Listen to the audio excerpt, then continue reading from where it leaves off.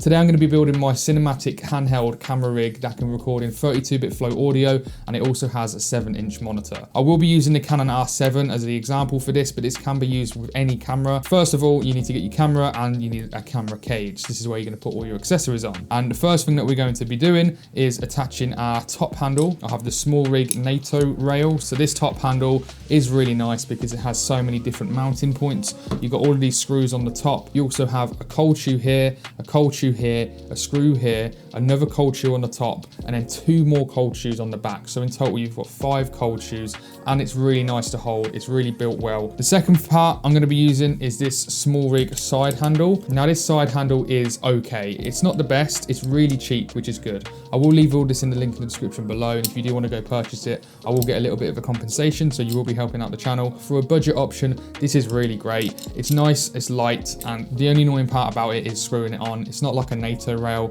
You do have to line it up with the screws and then screw the 2 screws in, like similar with the top handle, but it only takes a couple extra seconds to get this on. The next part that we will be using, and that is this base plate with a V-mount battery plate on the back of it. It is quite expensive for like just this little piece of metal. This one's from Neewer as well. They make some really cool stuff, and I got this for about £47 on a discount. And what I really like about it is if you've got your camera cage, it already has an Arca Swiss style plate, and you can literally slide this on, lock it into place, and now you've got your V-mount battery onto the back. And what I like about this as well is if you loosen this, it can extend out or it can go straight in like that. You can bend it down and then bring your camera monitor out like this, and then bring it back up and close it so you can have it like that. That leads me on to the next part, and that is my Neewer V-mount battery. This is very similar to the Smallrig batteries that you see a lot of people use. I think the 99 series, it's very similar to that, and it's about half the price. You've got a little screen here to tell you exactly how much like voltage is going out from your power options and how much battery is left. You have 2 ports on the top, 2 DC ports on the top, which are 8 volt and 12 volt. You've got a DTAP port on the left, and then you've also got a USB-A and a USB-C on the left-hand side of this as well, which is really nice to see. And this just locks in to the back like that. So now that I've got my V-mount battery to power the camera, it's a bit back heavy at the minute. So the best way to fix this is to put the lens on. Now, the lens that I'm going to be using is, I'm going to be hot swapping between 2, but it's mainly going to be my Tamron 24-70 f2.8 G2 version. And I'll also be using my RF 7200 f2.8. So let's put that onto this lens, and that's now balanced out a lot more nicer now. The next thing that I want to do is add my audio.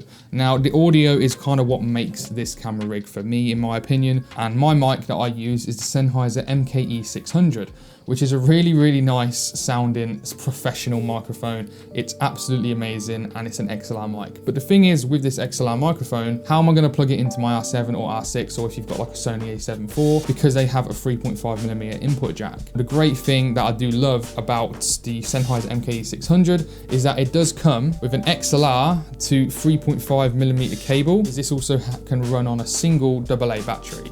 But the problem is with that, especially if you're going to be running this all day, is that it doesn't last all day and it cuts out mid-shoot without telling you. So it's a shame, because I do absolutely love this mic, and I brought it for booming interviews, for this camera rig, and so many other things. What I have done is invest in the Tascam FR AV2. Now, if you don't know what this is a 32-bit flow audio recorder with built-in timecode. I can mount this onto my camera rig because it is so small and it's not that heavy. So what I do, I mount my shotgun mic on the side using this back hot shoe here, and I mount the Tascam using this monitor arm. So this slides straight onto my camera cage's hot shoe like that, and then I can tighten that up, and this lives on this side of the camera for one specific reason. And then I have this small XLR cable, which is like really tiny. This plugs straight into the mic, and then it comes around and plugs into channel 1 of my Tascam. And now I can record in 32-bit flow audio, which is really cool. The great thing about the Tascam FR AV2, which took a long time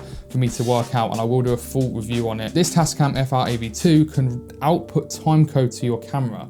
So if you just get like a normal 3.5mm to 3.5mm jack, you can plug it in to the timecode out option on the Tascam, and this plugs straight into the camera. What it does, it sends the timecode through the audio signal of this mic. So all you have to do is press record on this Tascam at the start of your shoot and record the whole day. 10, 12 hours, it doesn't matter. You're just recording one audio file, because then all you have to do is jump into like DaVinci Resolve, for example, dump all your clips. So it doesn't matter if you constantly start and stop recording on your camera, it literally doesn't matter. All you have to do is bring in the one audio recording, let's say 70 video recordings, highlight them all, press sync with timecode, all of the recordings will be this audio recording. So it's not the audio file that the R7 is recorded, it is literally replaced with the audio file from this Tascam. This handheld rig now can shoot in 32-bit flow audio recording. This can also output phantom power to this microphone. What you can do is, using the USB-C cable on the back of this Tascam, you can actually charge it with this V-mount battery. So my plan when I shoot weddings is to use the V-mount battery to charge the Tascam, and I also want to charge my camera with it, so I don't have to worry about my camera battery. And the next part that it will charge is my 7-inch Desview monitor. First thing that I like about it is that it comes in this nice cool bag. I have my monitor here, so it is quite big and it is quite heavy. I wanted a 7-inch monitor because I went from this FeelWorld 5.5-inch monitor. It's pretty chunky compared to this monitor. In this camera bag, which I really like, it comes with my HDMI cable, and annoyingly on the Canon cameras it's micro HDMI, but that is what it is. And what I love about this monitor mount, so this mount here that I'm using the Tascam for comes with this. So it comes with its own monitor mount, which is great, but I will use my Smallrig one because I've mounted a quick release plate on here, so it's really simple and easy to do.